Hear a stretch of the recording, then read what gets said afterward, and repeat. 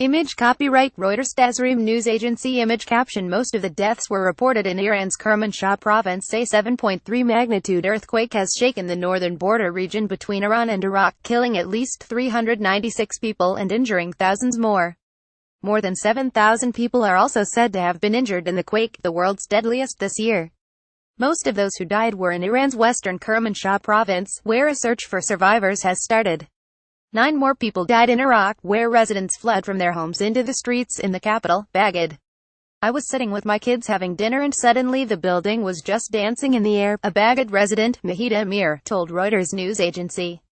I thought at first that it was a huge bomb.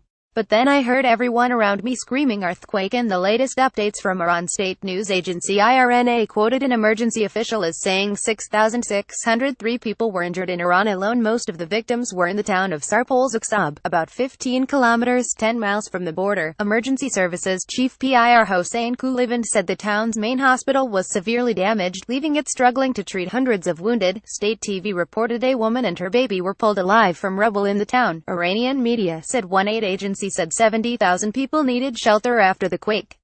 Many homes in the predominantly Kurdish mountainous area are made of mud bricks and are vulnerable in quakes as large as Sundays. Media playback is unsupported on your device. Media caption. A Kurdish TV channel was live on air during the earthquake in Sarpol-Zuksab, a city of about 85,000 people. The sides of a number of tall buildings collapsed, forcing many people to spend the night outdoors in freezing conditions. Rescue teams were being hampered by landslides, emergency workers said. The quake hit at 2118 local time 1818 GMT, about 30 kilometers southwest of Halabja, near the northeastern border with Iran, the U.S. Geological Survey USGS said. About 1.8 million people live within 100 kilometers of the epicenter, the UN estimates. On the Iraqi side, the most extensive damage was in the town of Darbandakan in the Kurdistan region. The situation there is very critical, Kurdish Health Minister Rakat Hama Rashid told Reuters news agency. Yassin Abbas of the Iraqi Red Crescent Society told the BBC that 425 people had been wounded in the Iraqi Kurdistan region, where Turkey has already delivered aid. The BBC's Rami Rouayem, in the regional capital Erbil, said shaking there had lasted for more than a minute. For a few seconds at first it was barely detectable. I wasn't sure whether it was a minor tremor or just my imagination, he said. But soon enough it was unmistakable as the building started swaying from side to side.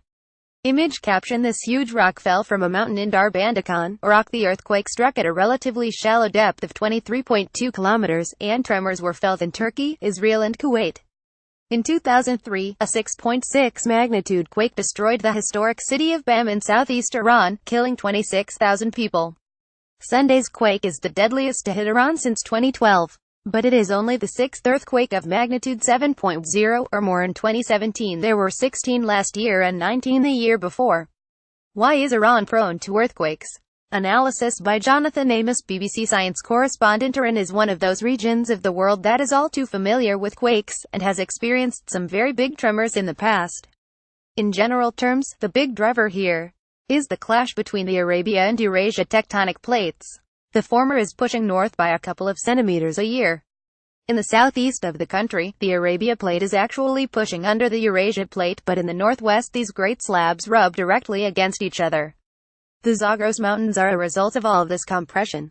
Early reports indicate the quake occurred on a thrust fault. This means the crust on one side of the break in the rocks is moved vertically up and over the other side, which fits exactly with this general picture. Geological agencies now produce immediate bulletins on the likely expected casualties. This modeling work is based on factors such as the size of the quake, population density, and what is known about local construction methods.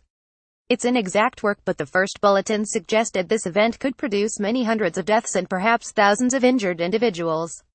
Are you in the area? Have you been affected by the earthquake? If it's safe to share your experiences, then please email haveyourSay@bbc.co.uk with your stories. Please include a contact number if you are willing to speak to a BBC journalist. You can also contact us in the following ways: WhatsApp 447-525-900-971, send pictures video to yourpics@bbc.co.uk or upload your pictures video here, tweet at bbc_haveyoursay, send an SMS or MMS to 447624800 100 international. Please read our terms conditions.